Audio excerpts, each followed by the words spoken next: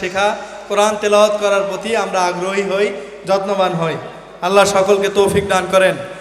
এই পর্যায়ে আপনাদের সামনে একটি দুই পাশে লেখা চলতেছে, এটা দেখেন, লেখাগুলো দেখেন মাশাআল্লাহ। ইংরেজি লেখাটা দেখেন একটু, দ্বিতীয় শ্রেণী ছাত্র, অনেক সুন্দর লেখা মাশাআল্লাহ।